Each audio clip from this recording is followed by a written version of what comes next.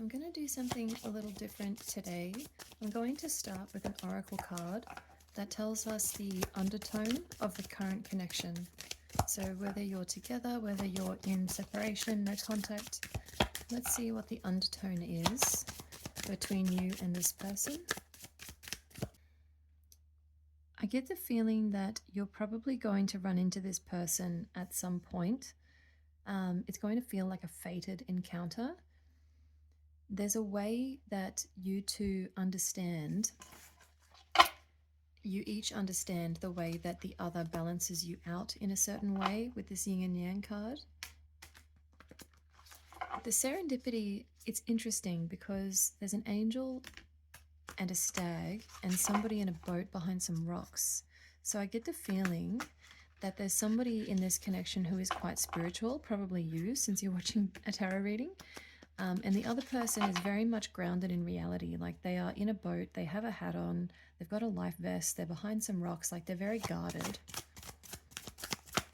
And they're very earthly. Whereas you are much more spiritual, you are much more flowing. Even though they're in a boat, it doesn't necessarily mean that they're going with the flow. Ooh. So I've got the Seven of Pentacles here. And the Nine of Swords fell on the floor. These two cards together are quite self-explanatory in terms of tarot. Somebody is reflecting and evaluating, which is causing them to doubt their actions. If that's you, then this will be for you. If you're not feeling this way, then it will be for them.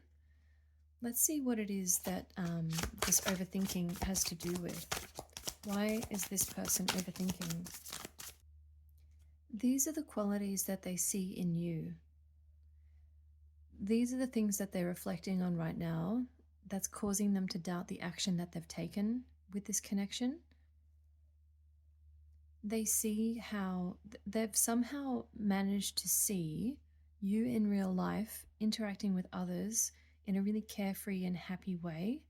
Even though you may be internally going through a lot of emotion, a lot of feeling right now, they have seen you recently where you've been happy, where you've been happier than you last were when you were with them.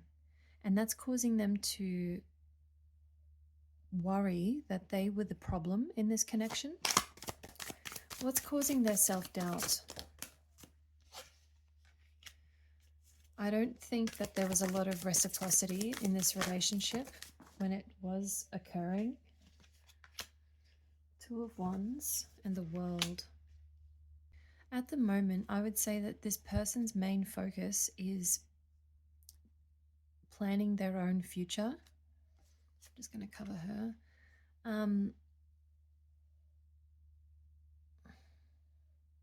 I get that this person is, this seems like a distraction with the Devil on the bottom. I need to cover them too. I think they're distracting themselves right now from the real issue. So what's the real issue? What's the real issue here that has them overthinking and self-doubting? Right, that's the one. The Four of Cups. They know that they withdrew from this connection. They know that they missed the opportunity that was staring them right in the face. They were focusing on the negative or focusing on self-doubt and negative self-talk. Right now, they're distracting themselves thinking like about their own future. They're thinking about their finances. They're thinking about their career.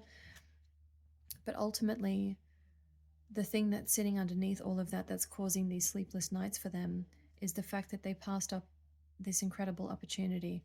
They have seen you recently somewhere, whether you know it or not. They've seen or heard an interaction with you where you were incredibly happy, even though you may not be. That has really caused them to pause and reflect, realize that it was them that caused this fissure in the relationship. I don't know why fissure came to mind. And this distraction won't last forever. They're going to eventually realize that they need to